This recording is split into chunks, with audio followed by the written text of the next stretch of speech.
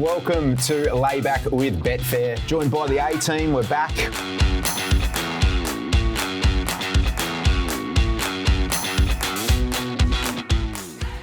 Hello and welcome to another episode of Layback with Betfair. It's Caulfield Guineas week and the $20 million tab Everest as well from Randwick. I can't remember a week this exciting for racing for some time, and to help me dissect it is none other than the Prince of Foot and Reece Goodwin, the Baron of Betfair, Tom Haylock. Reece, welcome, mate. Yeah, thanks, mate. You're absolutely right. I don't think we've seen a weekend of racing like this, and we've obviously discussed about, we want to see the best horses all collaborate at one venue, but I think what all the racing's got over this weekend is pretty exciting, so I can't wait to dissect it all. Absolutely. And Tommy, welcome along, mate. I'm sure you would have been ferociously looking through all the form and the data last night in preparation for this. It's almost like a grand final day, isn't it, these type of race days, aren't they? Christmas, mate. Yeah, same as Derby Day. Always the biggest race days of the carnival and the year, and obviously a lot of prize money on offer. So looking forward to getting stuck in it with you too. It's going to be a big day. Well, we're going to get stuck into the lay bin to start off with, and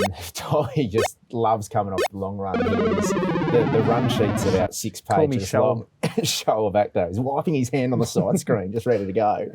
Over to you, Tommy. What do you got for the lay bin? Well, Reece just makes it so easy for this lay bin. So he walks in with his new jumper, lovely jumper, and still has the size sticker on the front of it. Yeah. So At least it was a small. I still fit in a small, so I'm pretty happy about that. It's a Ralph Lauren, but Lauren spelled Loran. I'm not sure if that's Rigididge or not. it's a donkey on. I'm a Batman trainer. This proves it. You're charging too much by him, Ralph. The new tag is actually the iPhone light on. I don't know if you've seen that. Yes. Like, it used to be the tag hanging out the back of the shirt, but the new tag is torch on the iPhone all the time. Just letting you know. Right. Put that on too with your size sticker on your jumper. Next time, just iron the jumper, take the size off, mate.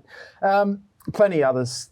Suspending betting on the Everest for 9 hours while they do the barrier draw. I don't think we need that. I think they're better off actually having the barrier draw in real time and keep betting going for 9 more hours. Turnover's king. Is this risk management, Tommy? What's the purpose behind it? Oh, it's to get all their graphics set up for the light shows and the drones and all sorts of garbage that no one really cares about. So I saw a lot of. Oh, no, you're 100% right. I did see a lot of talk about that, but seriously, how much turnover is going into a Saturday race on the Tuesday before? I mean, we've spoken about the Everest for 360 days already. Like, as soon as the Everest finishes, all we do is talk about the next Everest and just pump futures markets, who's got the slots. So, mate, 9 hours on a Tuesday will be okay. no, I reckon if they did the barrier draw, at 11, there'd be a lot more turnover in the next 2 hours because everyone's dissecting, everyone's carrying. There'd be a few mistakes and marker moves. So anyway. Do you want me to keep going? Yeah, I like this. Okay. So we've seen some massive scores in the Cricket World Cup. South Africa made 428, 3 century makers. Everyone's making over 350. India come and play, and suddenly the pitches are turning right angles. It's ridiculous. Doing it again. Get in the lay bin. Ridiculous. Another thing, a lot of people are complaining about the parade being cancelled. Do you reckon any of those people complaining have ever been to the parade? Probably not. Get in the lay bin. 100% not. Yeah. I thought it was a really good marketing move early because there was sort of rumours, rumblings that it hadn't been canned, and I was like, this is a good way to market your product and actually tell everyone there is a parade. But it looks like we've gone one way, then we've gone back and we've sacked it anyway. I forgot there even was one, to be fair, until it started getting talked about. And we're involved in racing. That's right. Yeah. I think parades are peak Nuffy events anyway, whether it's grand final, Melbourne Cup. That's right. No. Yeah. No. Anyway. You're putting Nuffies to go to parades in the lay bin. Yeah. Tom, are you happy? Yeah, I'm good. Have you got all out of your system? This is like therapy for me. I love it. We've got so much racing to dissect today, and it's all going to start at Caulfield for Caulfield Guineas Day. And, mate, the rail's in the true position, which you'd expect. The track's a good 4, but I did get a little bit of a wet bum on the way in and out of the car, on the way to the studio. I was going to say, you got a leak in your car or something. On the way to the studio in Richmond today, there is a little bit of rain around. Is that just a little bit of natural irrigation? Will we still race in the 4 range on Saturday? Perfect track, yeah. Westerly breeze, so the wind's always a bigger influence at Caulfield than a lot of other tracks. But they've said throughout the week, and I went to track work on Tuesday morning, and he said that hopefully they get... How'd you go getting up early? Oh, it's no good, mate. That's a shock and a half. I know. They must have had free croissants. Saw the equine genius there Yeah. on track. You should have seen him with the binoculars out, patting horses, getting measuring tapes out there. Best pup It down. was unbelievable. Yeah, so anyway, back to the track. They're hoping that they get the full 15 mils because then they don't have to irrigate. They reckon it'll be good for. So I think it'll be perfect. The westerly breeze, 25 to 35 kilometres per hour winds forecast westerly, which is a headwind down the straight.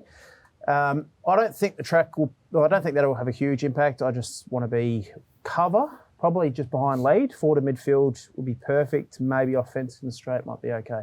Excellent. Let's start off in race number 3. When the Group 2 Herbert House Stakes is in race number 3, you've got a pretty nice card. It's over 2,400 metres. Saracen Knight won the race last year. Rogan Josh here was the last horse to do the Herbert Power Melbourne Cup double in '99. So it's always been used as a bit of a Cups lead-up reference, but just a little bit of information there. Speed here, Tommy looks average. Rebel Racer looks the clear leader from Military Mission, Regal Power and Mount Popper. Personally, I don't like the race. I think there's a host of chances. I've got Carini on top, but I think the map's a little bit tricky. You got the likes of Braden Starr in, who gets some nice weight relief. Regal Power's racing well too. Hasn't won for a couple of years. Over to you guys on this one.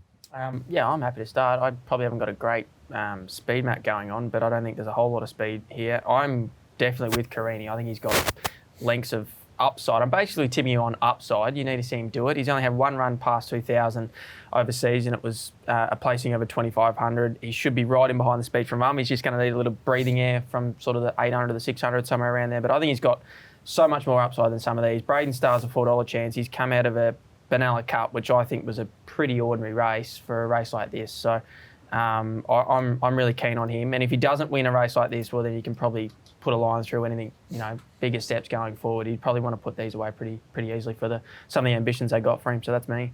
Yeah, I'm pretty bullish to play. I'm really worried about this day because I don't like staying races, and some of my best bets are all over 2,400 metres and 2,500 metres and 2,000. So I'm a little bit cautious going into this day of racing, but I'm very keen Military Mission here. You mentioned no speed in the race. Moreira hopefully goes forward early on in the day and won't be far away. Now, you mentioned Braden Starr coming off Benalla Cup. You've got Braden Starr off a Benalla Cup win, and then you've got a favourite, Carini, who's very short, stepping up in trip and beat Sabark last start. Sabark's come out and ran third, hardly franked the form. Way too short for me, all on hype. Goes, 1,700 up to 2,400 metres. That's a huge training effort. I'm happy to be against the two favourites, and I think Military Mission coming off a Group 1 Metrop, I think it's the best form. And the run was fine. So from a wide barrier last start, did plenty of work. I'm very bullish Military Mission. Magic Man on board. Magic Man on board. So you've gone Rachel King, Zach Lloyd to Moreira. And I think he'll definitely run a place. So a little 1x3 Military Mission, he won't run poorly.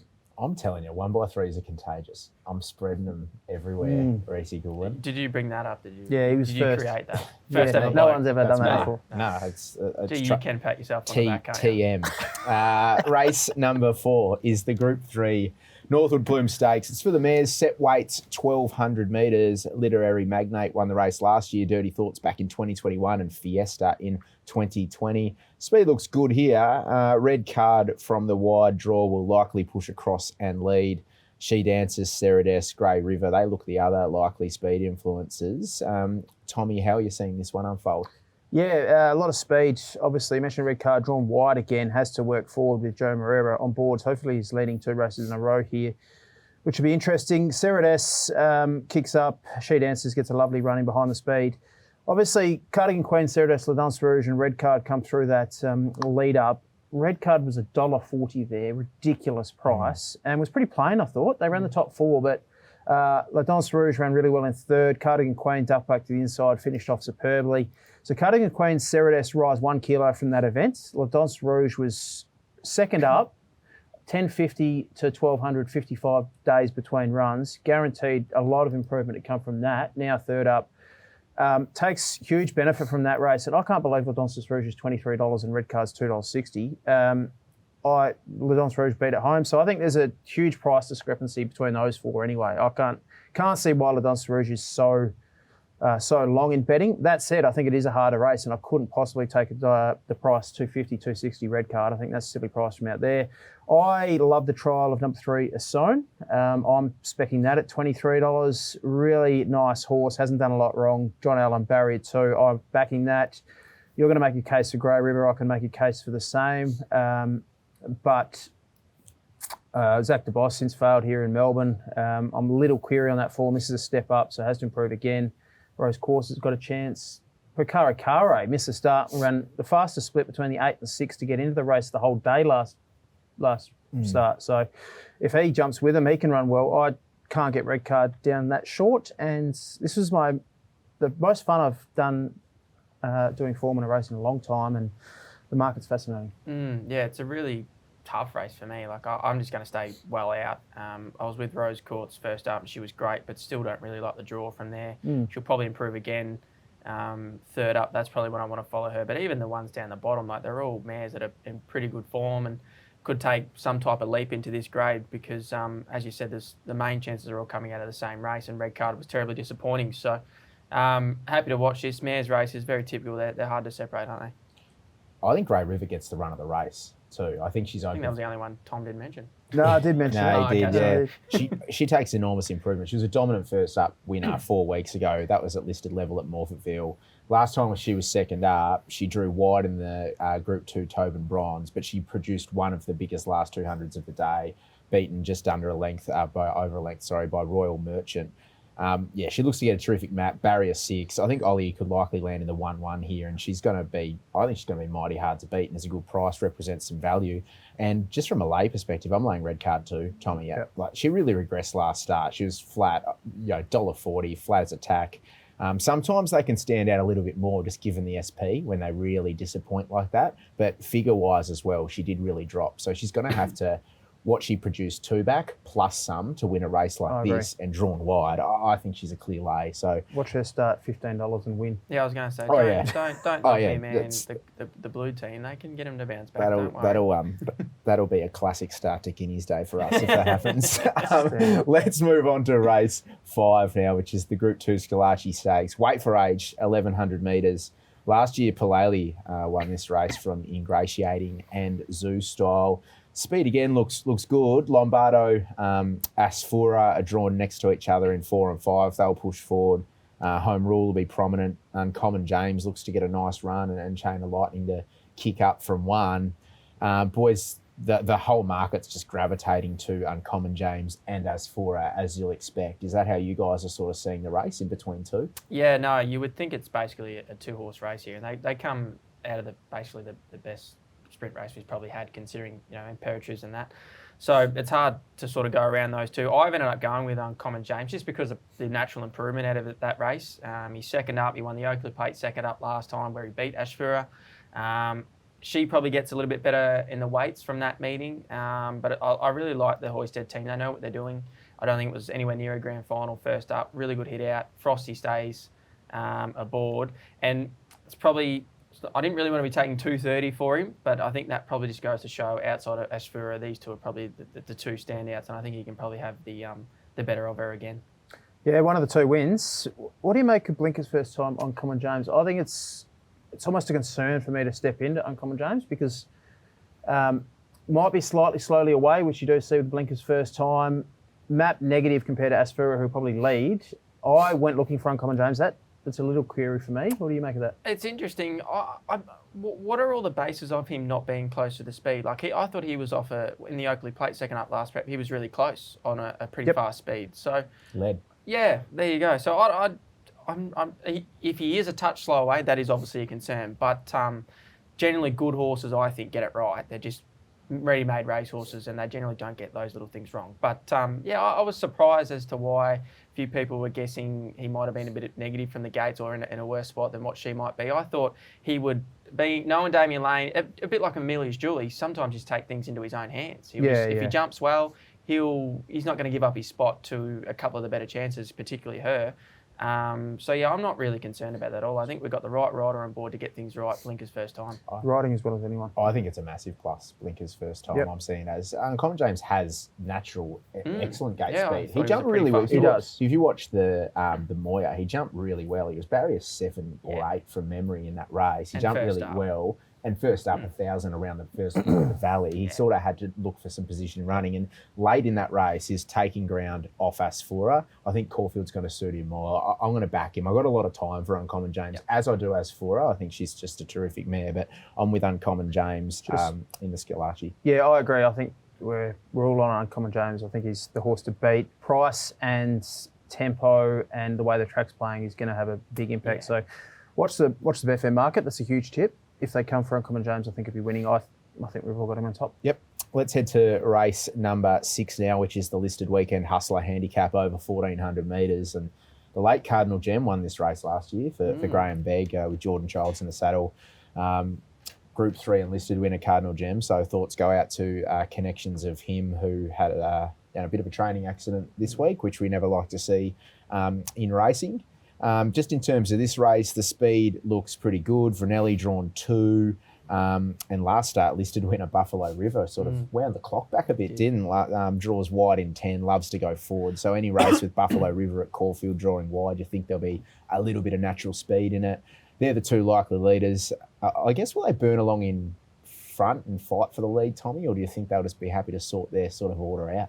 Yeah, Buffalo River, I think they'll just adopt the same tactics that they did last start. You've got to be pretty ballsy these days to take him on because he just doesn't know any other way, unfortunately. Correct. I mean, he's just going to be, even if you do cross him, he's going to be then outside your eyeballing you as well. I don't mind those one-dimensional horses to a degree because you just know what you're going to get. You just send them to the front. You don't try and be too cute. You don't get them to relax underneath you. You just generally, go. you know, the opposition know what you're doing and they don't want to go with you either because you're generally going too hard. They almost bring yourself undone trying to go with him. Yep.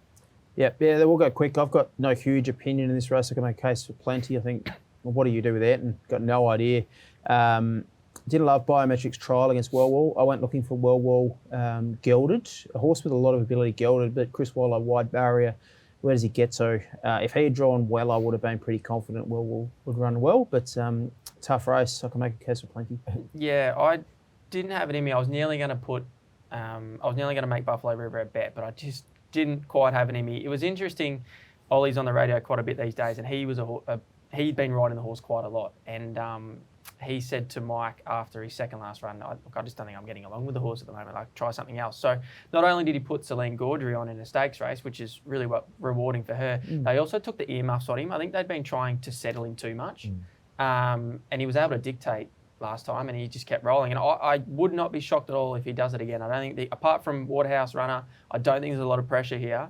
And if they leave him alone with Celine, she obviously gets along with him really well. He's probably not a bad 1x3 play. Like, I think you could probably back in. If he's anything like he was last start, he's going to be very honest again and hard to beat. You touched on Ayrton. Heard Pricey on the radio this morning. He's far from confident that he's going really good. Yes, the trials have been good, but he really needs to see the horse come back and do it.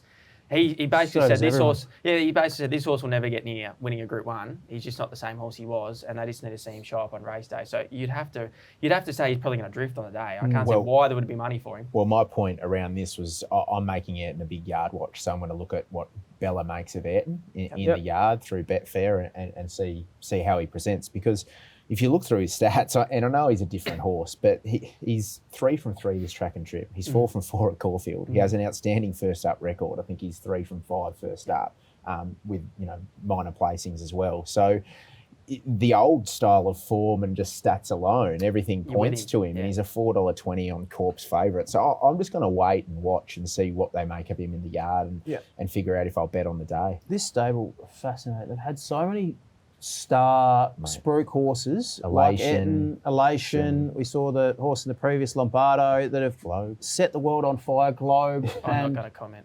Yeah, I know. I feel it's amazing. I feel like they're cursed to a degree. Like, when you're getting these types of just spider bites and things like that, it's one thing I will go out on a limb and say with Ayrton is he'll 100% be ready to fire, because they won't need to risk him running. They don't want to say after the race, he wasn't quite ready. He's a little bit underdone. There'll be none of that. I think they'll want him to be pretty forward and right to go first up 1400. And D Lane's probably a positive too. I'm not sure if he trialled him or not, but that's obviously a pretty good jockey booking. Hey, let's move on to the Group 1, Might and Power, weight for age 2,000 metres. It's race 7 on the card. Animal off the canvas last year to win this from I'm Thunderstruck and Zaki. Certainly takes a different complexion this race this year, doesn't it?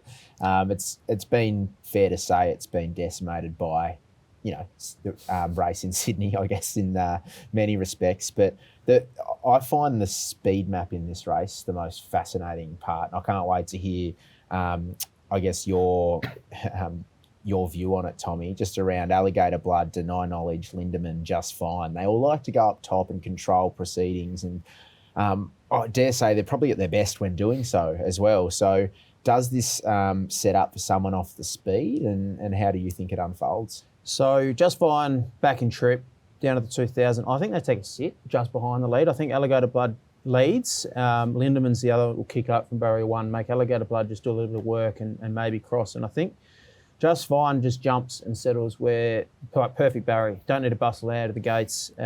He's my best of the day, Just Fine. I can't believe why he's not favourite here. His figures are enormous. He's the best horse in the race. Rock hard fit, maps perfectly, got options from that gate, and I think he's too good for these. So very confident. I've got him marked much shorter than Alligator Blood. I'm laying him. Yeah, I'm not. I'm not officially laying, but I can't have him anywhere near that price. Just the other one, Speed Influence. Alan Kerr, he led Alligator Blood last start. Is there a reason why he's not going to be so near the speed either? Yeah, well, it didn't work, did it? So I don't know. Well, I didn't think he was horrible. Just all things considered. I might just on Just Fine while we're on there. I just think he's been exceptionally well placed since racing in Australia, and he comes to weight for age racing here, has to carry an additional 9 kilos than what he did when he won the Metrop last start. He does have a really bulletproof style of racing, you got to love that. But he meets a couple of genuine Group 1 weight for age horses here. I mean, can he beat Alligator Blood at his own game? But then also, Alligator Blood hasn't won at the 2,000 before. So there's a lot of angles you can take, but I think this is a huge ask. Plus 9 kilos weight for age in a race like this. I think I'm going to lay Just Fine at the price. Yeah, well, look, I can definitely lay both the favourites, I feel. Just Fine has carried 55.5, the most he's carried since he's been in Australia. Now he's got to rise right up in grade to 59.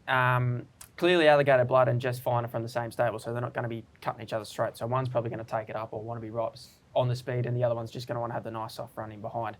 I'm going with nonconformist. I think he's flying well under the radar, this horse. His first 2 runs could not have been too much better, I thought. He's got a second to Without a Fight up in Queensland. He's peaking 3rd up. I think they really want him to be running well in this race to obviously target possibly a Caulfield Cup.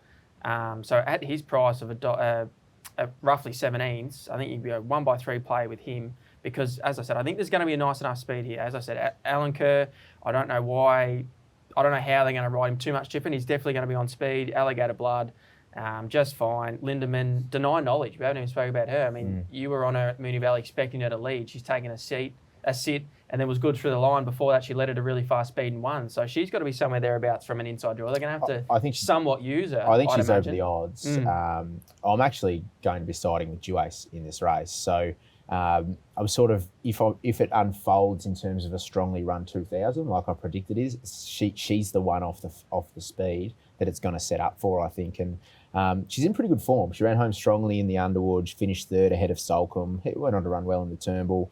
The race sets up well for her, plenty of speed. I think she's the one that I want to be with. She's short enough for me. She's map negative. I understand you think it's going to be a fast run race. She hasn't won for a year and a half. She's map negative, $5. She barely went around a runner and had the run of the race last start. That's sort of why I, from a personal point of view, was a little bit against it because I was on her at the 26s last time and now I'm having to take $5, possibly less, from the draw where she's dead set going to have to be negative, whereas the other day she drew in and probably was a couple of pairs closer, and as you said, she got a lovely run through. But I think she's going quite well. Yeah, is it her race? Is it a Caulfield Cup target?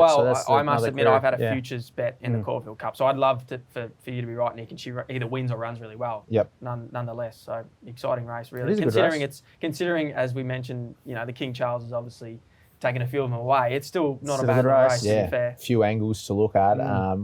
Whatever it is, we'll know a lot more by about 4 4:30 on Saturday, boys. Race number 8. Let's turn our attention there now. It's the Group 3 Jeweller's Vase. It's for the mares. It's over a mile. Cyril Miss went back to back here for Simon Wild in 2021 and 2022, and Wishlaw Lass lobs here this week, looking to make it 3 in a row for that camp. Speed here, Nunthorpe looks the likely leader from Wishlaw Lass, Party Princess, Shandon Burge. You boys are shouldering arms to this race? Yeah, a little bit. A little bit. A little bit. A little bit. That's putting one down second slip's throats a That's little so bit. he can mention a horse, and if it does happen a lot, he Yeah. can say, I mentioned Nah, it. You're not going to even have a bit doing each way. I'm here, not Tommy. even doing Not that. even doing that. Just playing it straight back to the bowler. Yeah. Not at India, you're not. You're going to make a case for Wishlaw Lass. You go and I'll have a chat after that. Yeah. It's got a bit of Stratton Angel and. No, Well, not laying. No. She's actually she's my best for the day at Caulfield Wishlaw Lass. She's lightly raced, 5-year-old, 6 career starts, 4 wins. I just love a setup here.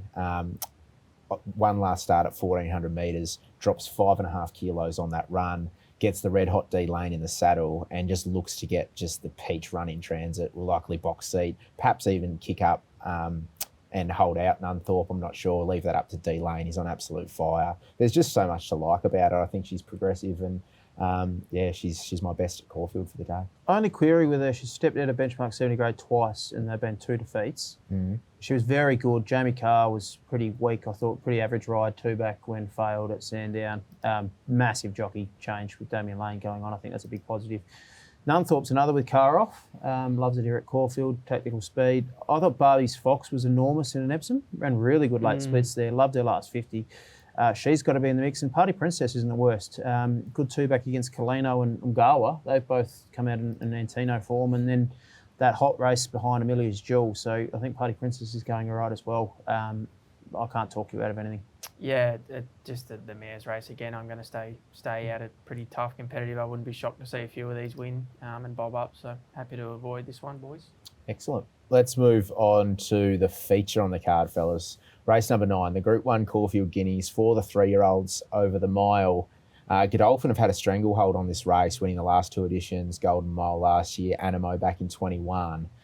This is truly a mouth-watering race. I said I'd get that out sometime during the show, and I have. But you've got the dominant Golden Rose winner in Militarise, comes to Melbourne to take on Paul Prushka's unbeaten Colt Stapati, who just continues to raise the bar every time he steps out onto the racetrack. And it doesn't stop there, though. You've got the JJ Atkins winner in King Colorado. You've got She-Light for Kenny Keys, who looks to be screaming out for the mile, has reeled off the fastest last 200s at sectionals at both of his last 2 starts. And then you've even got V8, who might be able to bounce back from last start. The list goes on.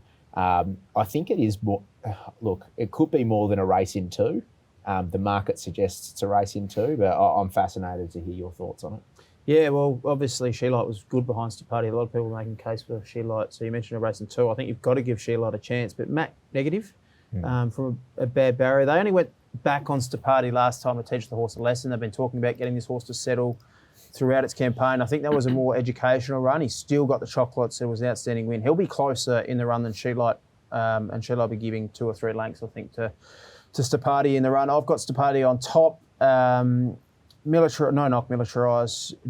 I'm just a bit concerned about that Golden Rose bunch finish. We saw NCAP come from there, and he's a star. He's 3-time Group 1 winner, Militarise. But I think Stapati's next level. I think he's different gravy to a lot of these. He's the standout 3-year-old for me.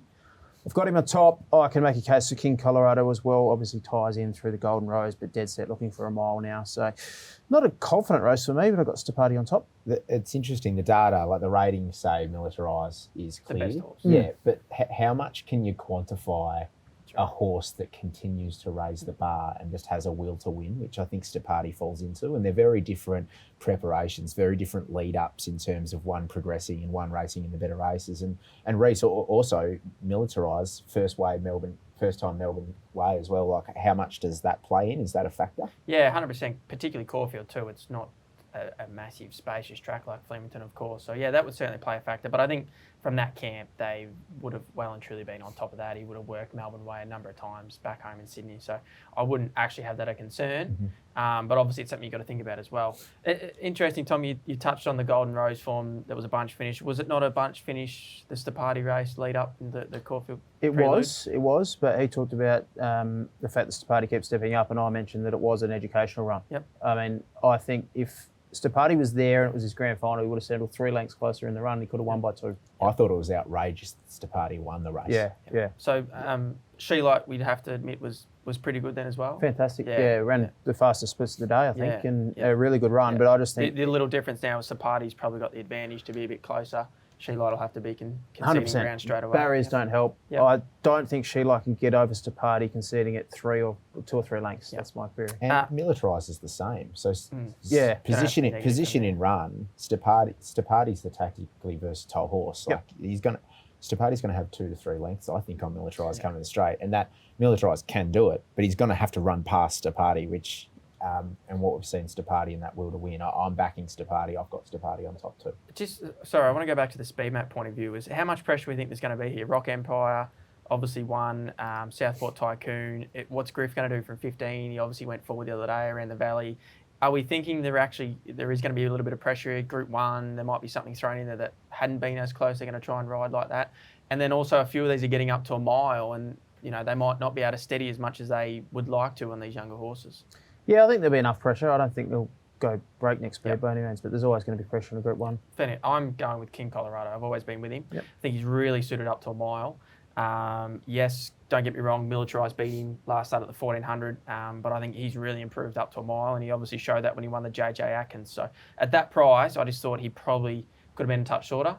He's a Group 1 winner. He loves a mile. Mick D in the saddle, he bobs up in these Group 1s. He knows how to ride Group 1 winners, so I was keen to play on him. Watch what he does in the market, King Colorado. That JJ Atkins win, he was 80s earlier in the week. He started 40s at final field and started 12s or 13s on the fair. Like, unbelievable market.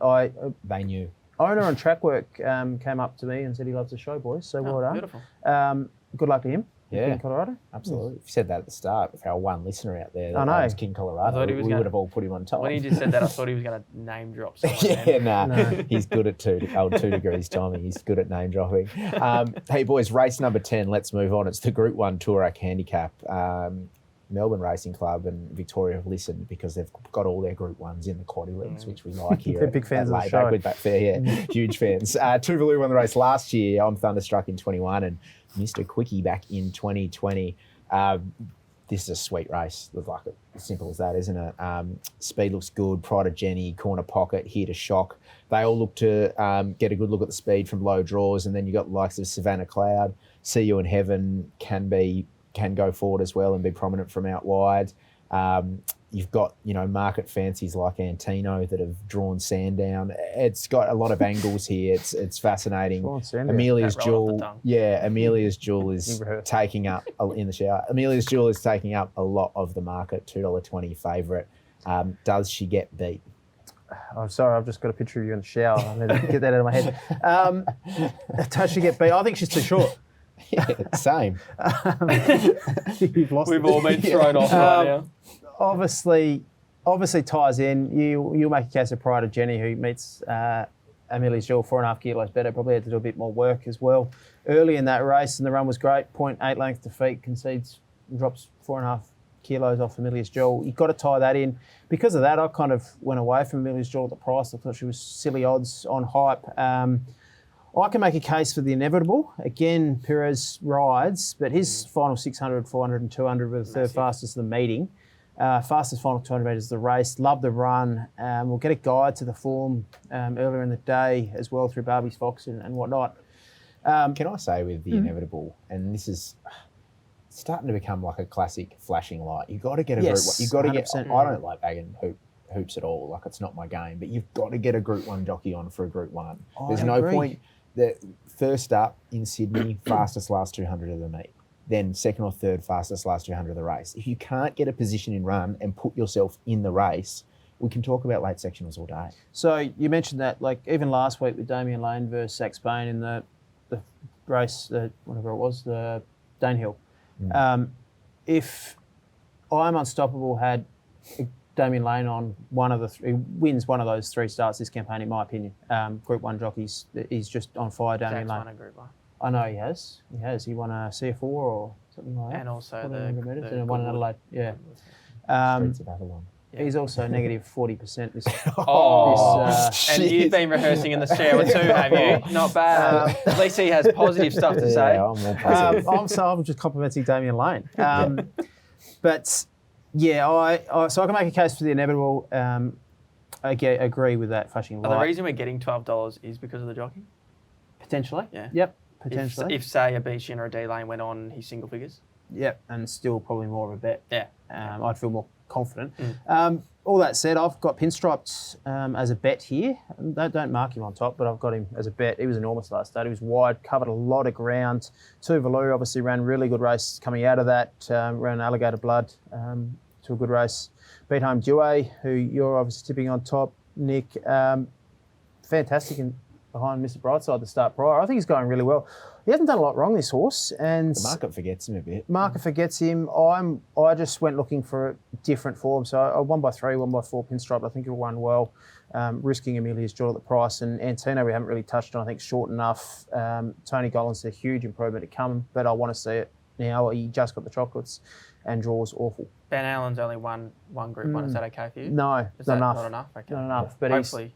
he's also It's a good rider, Marabi. Okay, that's good. Point and shoot. You could have done that. Exactly. Really interesting race. There's a couple I probably haven't put down on the run sheet that I want to mention. The Inevitable is my bet. He was super. I think Ryan Maloney had his first ride on him first up in Sydney. I think if you go back and watch the replay, he come off the bottle, and I'm pretty sure Ryan Maloney half give up on him. And then all of a sudden the horse started picking up. Ryan's like, oh, this thing's half a chance. And he probably should have beat Golden Mile. And then he was just, we don't even need to talk about his run in the Epsom. I think he should have won that. And he should get into a reasonable spot here from May. They just don't need to be negative. Just come out, and if you can just ride just in neutral, I think he'll be midfield, smother it up, and he's just got to get room at the right time. But there's a few here I want to... Attrition's one who, if you can put a pen through his last run, has been going great. There's no doubt about that. Yep. What's another one here I wanted to give a mention to? Amenable. Yes, we all probably really liked him last start. And I think the more you look at the race, it was just an ordinary ride, unfortunately, from Zara, which I think he'd put his hand up and say. Yep. And it just wasn't a race shape at all for him. But you can't not look over the run before in the Group 1. He was massive. He was completely massive. And you talk about trainers on radio, Mick Price saying, don't back Ayrton. Well, he told everyone to have an irresponsible bet on Amenable last start. So maybe we follow Ayrton this week. Yeah, it's just that, true. Yeah. It's just the type of race that there was going to be so much pressure, I feel, going on. There's a few down the weights here that are probably going to want to use that with the wide draws. If Amelia's Jewel obviously has some type of bad luck, which can easily happen in a race like this around Caulfield. It would not shock me if there is something anywhere near 20s win a race like this. So you're making a case for a few others. Have you got Amelia's Jewel marked longer? Yeah, definitely. So definitely. Think she's too short. But it's again, I mean, they're marking her off upside, which you literally, who knows what her ceiling is. Yeah. I mean, her work, as I don't know if you saw it, but with the blinkers on, and Frosty come off and said, I was scared to move on it because it was just going to explode and take off and nearly do too much in its gallop. So, I mean, the sky's a height for her, and she could come out and completely brain them because she's already showed she can handle pressure, a high pressure race, and I think this is what she's going to get. And if she just gets clear room and a nice drag into it, I think it would not shock me at all if she does put them away and we walk away and go, well, 220 wasn't too I'm happy short. to lose if she wins at 220. I'm much the same, and I don't want to sit here and pull her tail because I want to see her run really well and storm into a Cox Plate. I wanted to choose this path over the Golden Eagle. So there's another story within a story in this race that I'm sort of hissing home, but I'm not going to bet her at 220, 215, and I just can't get the discrepancy in price between her and Pride and Jenny off last start at the Valley. Pride and Jenny presents here third up, drops 5 kilos, gets 4.5 kilo weight swing on Amelia's Jewel, is mapped to lead and just give a mighty good sight. And when you go up $17, $4, and the other one goes up $2.20, it's just wrong. And I know Pride of Jenny, she's a good second up horse. That's probably why she has gone up a little bit longer, but I'm still going to spec her just 1x3. And then one I'm going to lay in this race, I'm going to lay Antino to place. And I think he's a terrific horse, but he's just drawn horribly in 17. Good bet. And this is a guy that lacks natural gate speed. Yep. So he can't he can't go and lead and put himself into the race. So he's just going to have to take his medicine from barrier 17, and will need plenty of luck. So, and out of that race, level weights, you got Here to Shock as well. I think Here to Shock can turn the tables on Antino. And gets a good draw. Yeah, gets a good draw, gets a soft run. So I'm going to lay Antino to place, back Pride of Jenny 1/3 in the Toorak. Good betting, Nick. Thanks, Tom. Very, It's always nice when good. Tom says something positive about me, Yeah, not just thinking about me shock. in the shower. Before we move on to Randwick, fellas, and look at the Everest, it's important to note that it is Gambling Harm Awareness Week next week. And look, we love the races more than anyone and having a bet as much as the next person. But I think it's just important to note that if you are having a bet, have some strategies in place to be responsible when doing so. And if you do need any help, there's plenty of information to assist you on the Betfair Hub and through some education sessions there. And you can go to that link through the show notes here today. Boys, let's head to Royal Randwick now. The rail is +3 metres. It's a good 4. Tommy, you'd expect it to be true for the biggest day like this, wouldn't you? Yeah, you have to go back a little while for this meeting to be with a +3. I think the track will play fair. They know what they're doing. Conditions look perfect for Randwick. Perfect. Well, let's head to race 4, which is the Group 3 Gloaming Stakes. It's for the 3-year-olds over 1,800 metres, and Sharp and Smart come across the ditch last year for Team Rogerson to hold out Matcha Latte and Williamsburg and win the race. This year's edition, speed looks good. Noisy Boy, the likely leader from 4. Snowman to push forward from 10. You've got Raff Attack, Gambare and Kintyre. They'll also be prominent, and ensure the tempo is good enough. The Dulcify looks the premier form reference for this race, Tommy. You've got the likes of Tom Kitten, who endured a pretty tough run there, lobbing here as your race favourite. Are you keen to get involved? Yeah, 10 of them come through that lead up where Tom Kitten was very unlucky, probably wrong race shape for it, just mapped poorly there and got too far back and couldn't do much more. He ran the fastest final 200 metres of the race. He was a short price SP favourite there, so you've got to take that into account. Probably unlucky not to win, but I'm leaning a little bit against that form, and I'm not getting carried away in this race, but I'm happy to spec Tannhauser here. Ties in through Tom Kitten, but just a complete Chris Waller setup this. Second up, mid-prep trial, which I love. It was a really nice trial. McDonald on, ticks a lot of boxes, and I'm just be watching the market closely with Tannhauser. And any of these 3-year-old races, preferably with fillies, but you've got to respect John Sargent horses with his 3-year-old stayers. And I can make a case for Glad You Think So at a massive price. Completely different form, which I like as well. So I'll potentially have something on at number 10, Glad You Think So as well. Interesting you bring up that horse. I was sitting at the pub the day he won, and I had something on him. No, not quite. Very good from you. Very good from you. And it was a really good fighting win. That horse of Godolphins loomed up and looked like it was going to go straight past, and it was short price favourite. That horse has since run well against older horses. There you go. And that was a really tough win, so you can see why it wants... It'll be looking for this trip. Yeah, I haven't put him down on the run sheet, but Tannhauser, however you want to pronounce him, as you mentioned, great setup. And ran third in the JJ Atkins, which ties in with Miracles of Life and King Colorado. So you put one of those in this race, then they're going to be pretty short the market. So yeah, he's not a bad little bet at sort of nearly double figure odds. Yeah, look, I'm not having a bet. I've got Tom Kitten on top. The map's just completely different, isn't it, to the last setup? Drawn 3 with Nash on. Could be tricky. It's got different challenges this week, the map for Nash, as opposed to last start. But yeah, I'll be shouldering arms to that one early and saving my powder for some of the bigger races later. Let's have a look at race 6. It's the Group 3 Sydney Stakes, weight for age 1,200 metres, and Rocketing By beat home in the Congo, and We Own a Smart One last year. The speed here looks very good. You got Coal Crusher, who always just goes forward from 3. Trip Tri-State will push across from 12. I Am Me is always handy. Grey Worm, Shelby 66 can be prominent. The market fancies here, guys, Bella Nipotina and King of Sparta, who were both outstanding last start. They've drawn 16 and 17 respectively. So it makes it tricky. It opens the race wide up. Are we getting involved? I'm certainly not. No, it's just way too hard for me to get a handle on all these horses over there and what's going to happen speed map wise and whatnot. So you'd certainly be better off asking Tom, I think. Yeah, King of Sparta is in the mix, but I'm more against him than with him from that gate. I'm just kind of penning that straight track form. It's just different gravy over here around a bend at Randwick. Bella Nipotina on top for me. She's good. She's so very consistent. She's a very, very good horse. She's a Group 1 winner at 1200. She won the Manikato in dominant fashion. I don't mind the barrier, as you mentioned, a lot of speed. We'll be back. We'll find cover. Running line might be okay at Randwick. I think can prove too good for these. I'm specking Jojo Was a Man at hundreds as trial. well. The trial was lovely. And McAvoy rode it in the trial too. Yeah, just different form. Draws perfectly. Get a suck run. Could be hundreds. So I'm specking Jojo Was a Man. We've seen him run well. He just hasn't been his best in the last few campaigns, but that trial says he's back to his best. And yeah, that's me.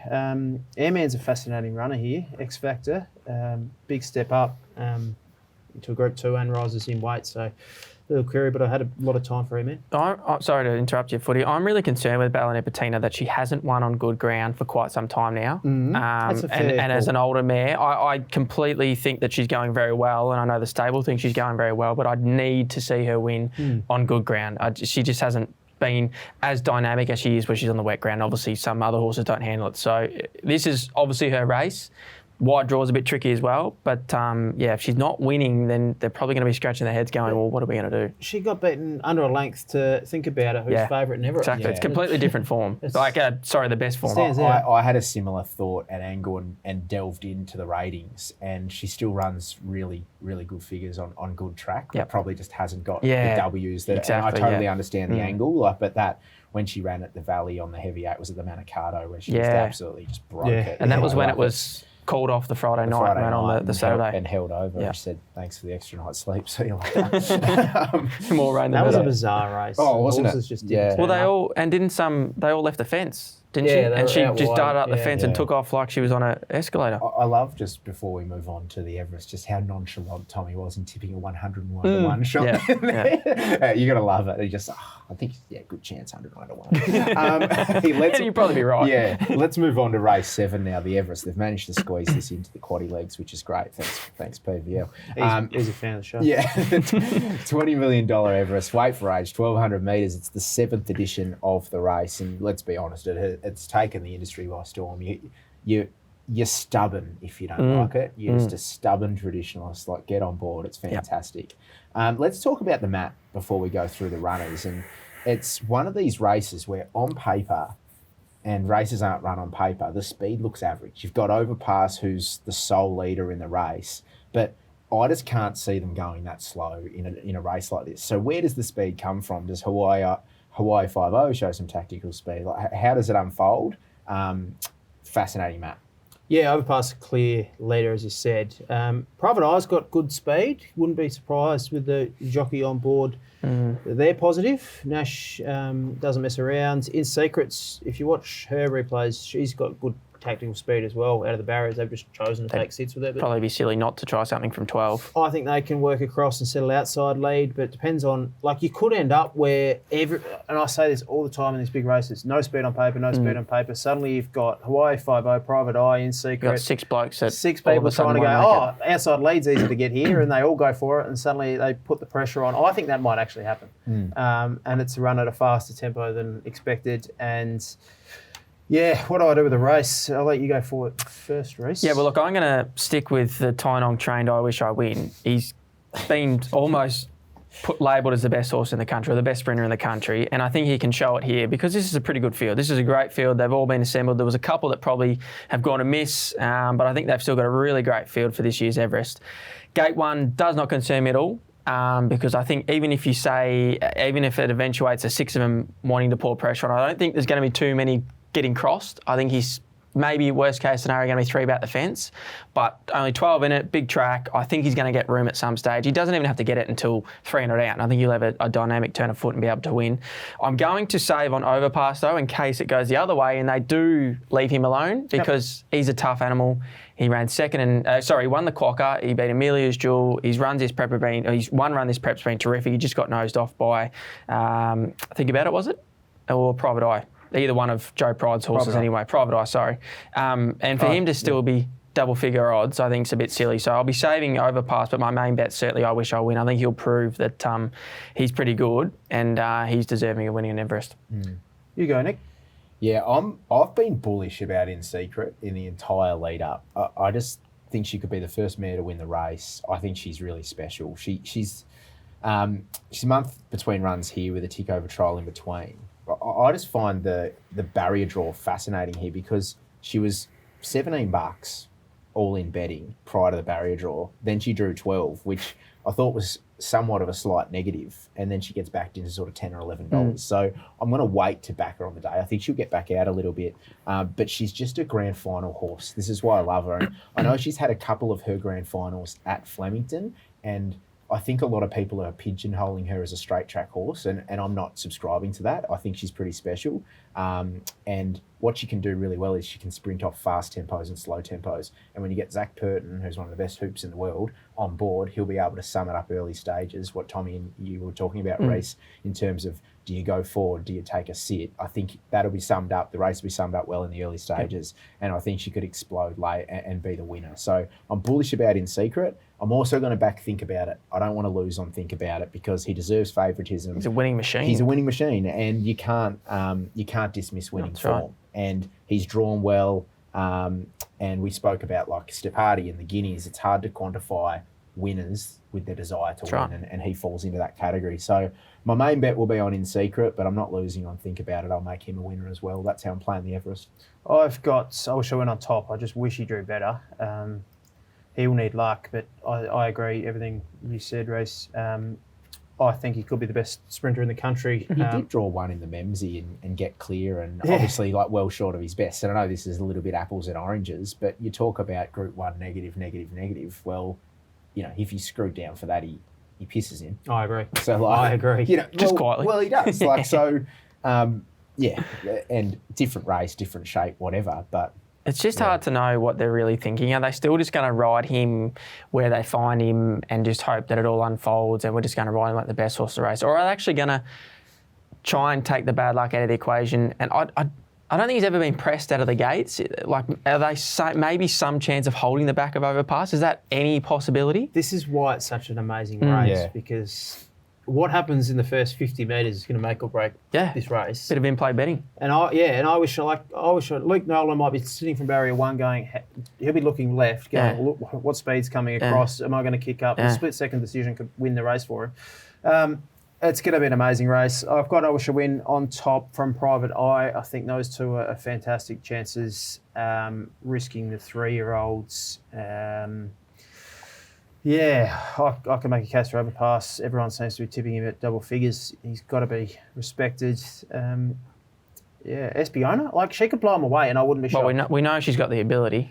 She just does too much wrong. But the high pressure 1200 might just suit her, and she might just come out. The massive the negative I find is Nash is not riding her. Yeah. I mean, we touched on it. Sorry, just to interrupt, but last week this is how good he is. He got Montefilia to win, and we touched on it last week. We said that was probably the only difference was Nash was going on, and he gets her over the line. So Q Bowman's a great rider. Don't get me wrong, he's world class, but what Nash can get out of a horse is unbelievable. Especially a horse that does a little bit wrong. That's right. Espiona. It would be the most Espiona thing of Espiona things to come out and win the Everest. I wouldn't be surprised if she comes out and wins by 2. Yeah.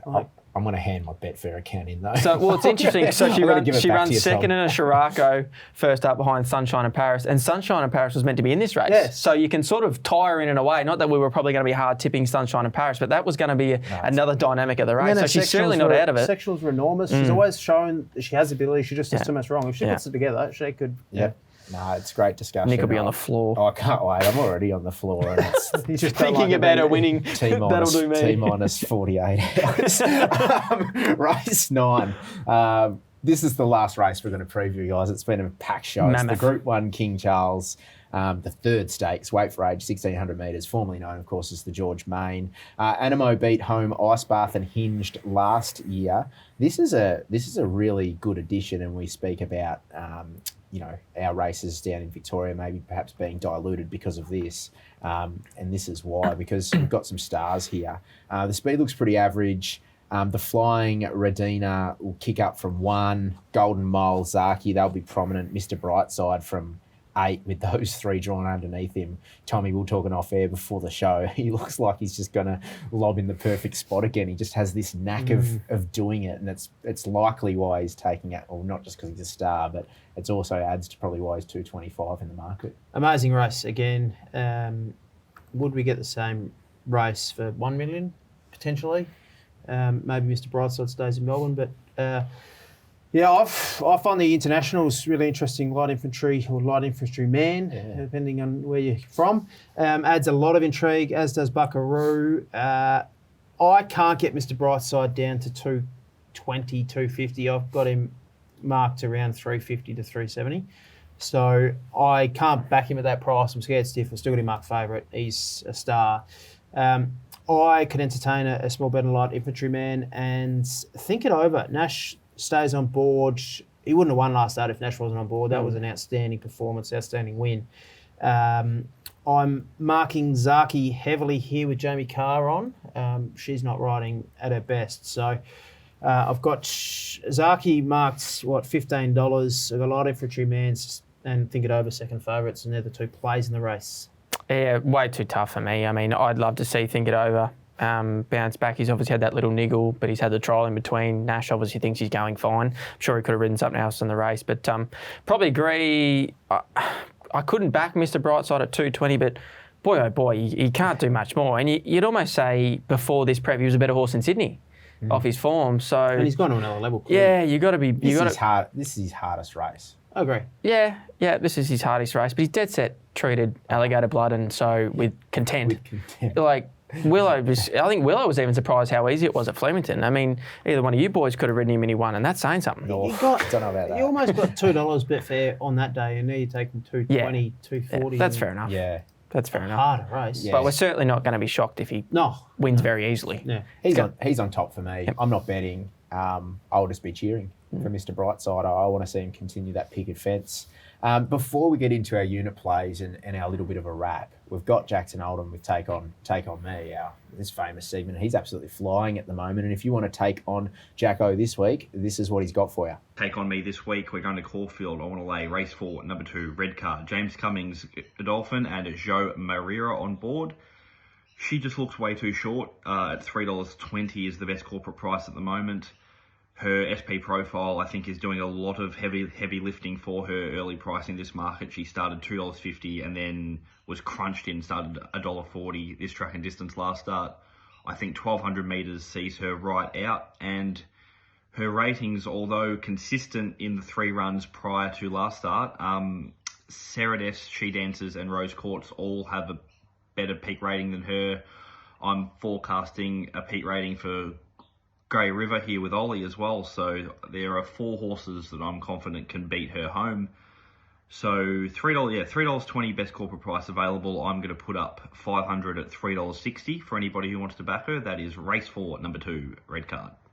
Thanks for that, Jacko. Let's now wrap up the show, guys, with our unit plays. And Tommy, we'll start off with you, mate. Yeah, I've just got a question before we get into this, because I'm tipping one in Randwick race 1, but you've got a $20 million race coming up, race 7 on the card race. I want to ask you this question and consider it to you as well, Footy. Do the jockeys, what's the jockey's mindset riding in races 1, 2, 3, 4 worth 500,000 compared to a $20 million race? Are they going to be thinking about best part? We saw it with Winks and Bowman. He didn't ride many winners earlier in the program when he rode Winks later in the day because he was testing the track, working out angles and whatnot, and he probably had his focus on one race.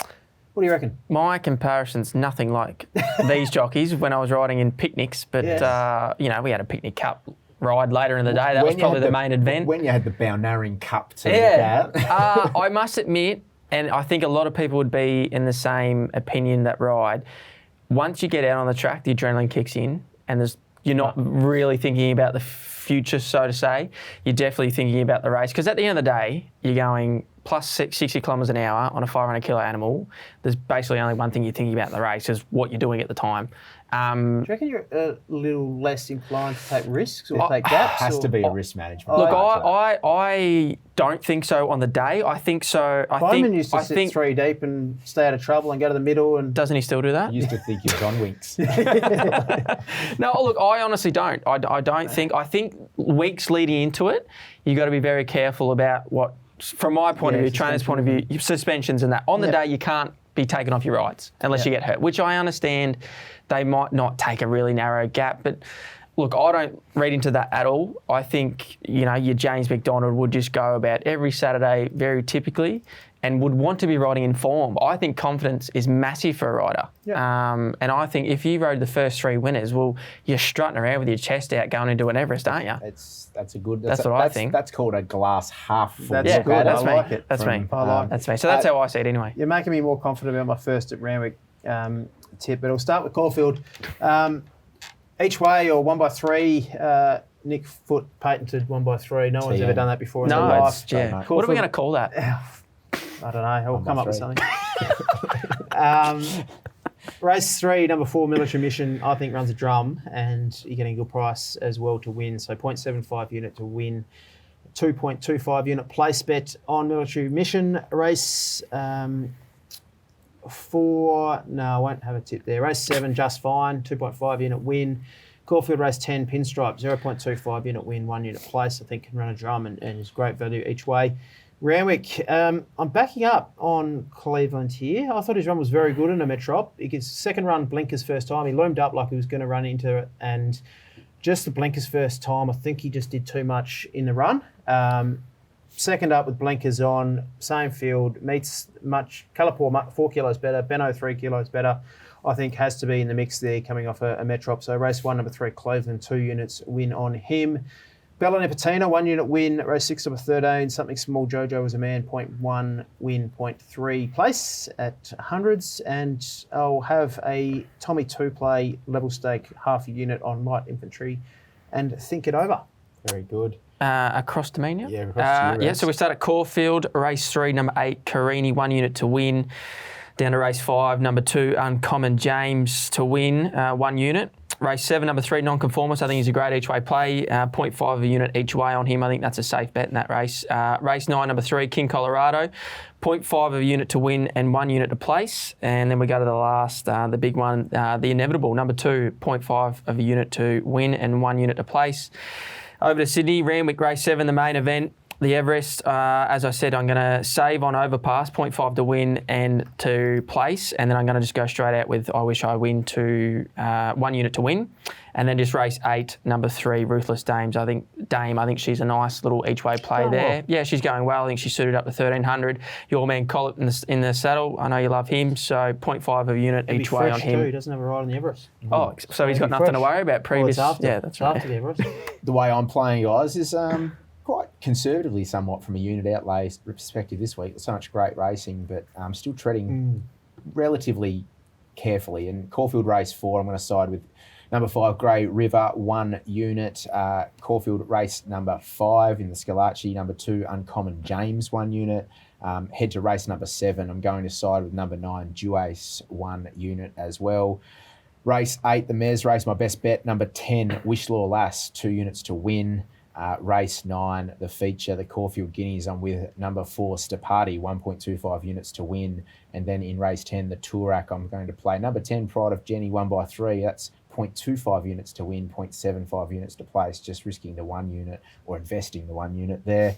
Then we'll head up to Randwick, race 7, number 9, In Secret, 1 unit to win, and number 3, Think About It, 0.4 units to win. And just from a lay perspective, I'm heading back, Caulfield race 4, number 2, Red Card, I'm going to lay with a 2 unit liability. And in race 7, I'm going to lay Just Fine, number 6, with a 2 unit liability as well. Like that.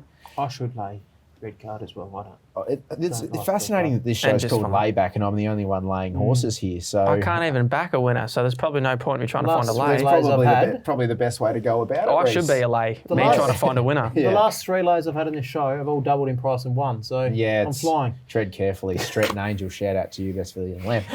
Boys, it's been so much fun dissecting this weekend of racing with you guys. Can't It wait. genuinely is, as you said, Tommy, at the top grand final day. Listeners, viewers, wherever you are, enjoy Guineas weekend, enjoy the Everest, whatever you want to call it, and we'll be back in your ears or on your screens next week on Layback with Betfair.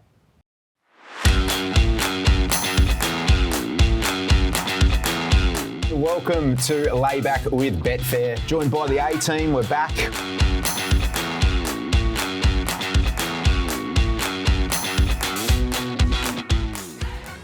Chances are you're about to lose. For free and confidential support, call the number on the screen or visit the website.